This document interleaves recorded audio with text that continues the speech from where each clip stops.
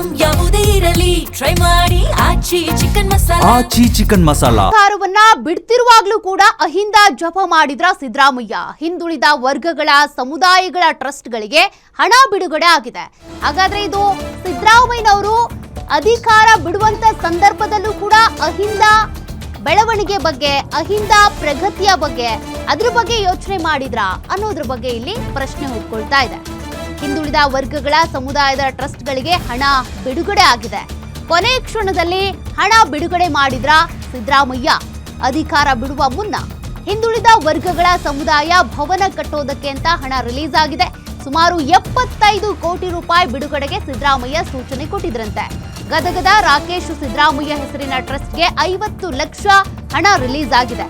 ವಿವಿಧ ಜಿಲ್ಲೆಗಳ ಹಿಂದುಳಿದ ವರ್ಗಗಳ ಟ್ರಸ್ಟ್ಗಳಿಗೆ ರಿಲೀಸ್ ಆಗಿರೋ ಹಣ ಅಧಿಕಾರದ ಕೊನೆ ಕ್ಷಣದಲ್ಲಿ ಹಣ ರಿಲೀಸ್ ಮಾಡಿದಂತ ಸಿದ್ದರಾಮಯ್ಯ. ಹೀಗಾಗಿ ಅಧಿಕಾರ ಬಿಡ್ತಿರುವಾಗ್ಲೂ ಕೂಡ ಅಹಿಂದ ಜಪವನ್ನ ಮಾಡಿದ್ರ. ಅಹಿಂದ ಅಭಿವೃದ್ಧಿಗೋಸ್ಕರ, ಪ್ರಗತಿಗೋಸ್ಕರ ಈ ಒಂದು ಹೆಜ್ಜೆಯನ್ನ ಇಟ್ರ. ಹಣ ರಿಲೀಸ್ ಆಗಿರೋದು ಸಿದ್ದರಾಮಯ್ಯನವರು ಅಧಿಕಾರ ಬಿಡುವ ಕೊನೆ ಕ್ಷಣದಲ್ಲಿ.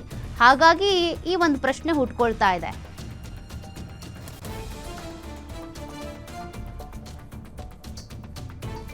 ಸಿಎಂ ಸ್ಥಾನವನ್ನ ಬಿಡಿ, ರಾಜೀನಾಮೆ ಕೊಟ್ಬಿಡಿ ಅಂತ ಹೇಳ್ತಾ ಇದ್ದಂತೆಯೇ ಟ್ರಸ್ಟ್ಗಳಿಗೆ ಅಮೌಂಟ್ ರಿಲೀಸ್ ಆಗಿರೋದು. ಹಿಂದುಳಿದ ವರ್ಗಗಳ ಸಮುದಾಯದ ಟ್ರಸ್ಟ್ಗಳಿಗೆ ಹಣ ರಿಲೀಸ್ ಆಗಿದೆ.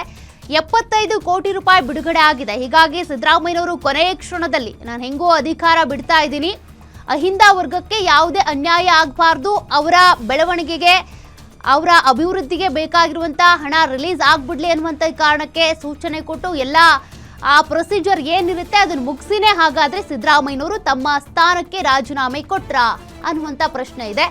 ಸಿದ್ದರಾಮಯ್ಯನವರ ಸೂಚನೆಯಂತೆ ಈ 75 ಕೋಟಿ ಬಿಡುಗಡೆ ಆಗಿದೆ. ಗದಗದ ರಾಕೇಶ್ ಸಿದ್ದರಾಮಯ್ಯ ಹೆಸರಿನ ಟ್ರಸ್ಟ್ಗೆ 50 ಲಕ್ಷ ಹಣ ರಿಲೀಸ್ ಆಗಿದೆ.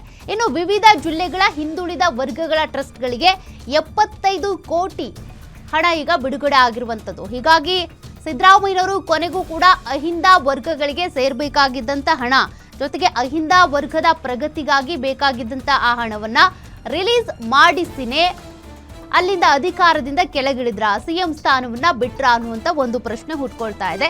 ಅಂದ್ರೆ ಅನೇಕ ಕಾಮಗಾರಿಗಳಿರ್ಬೋದು, ಯೋಜನೆಗಳು ಅವು ಮುಗಿಯೋವರೆಗೂ ನೀವು ಸಿಎಂ ಸ್ಥಾನಕ್ಕೆ ರಾಜೀನಾಮೆ ಕೊಡಬೇಡಿ ಅಂತ ಆಪ್ತರ್ ಪಟ್ಟು ಕೂಡ ಹಿಡಿದಿದ್ರಿ ಹಿಂದೆ.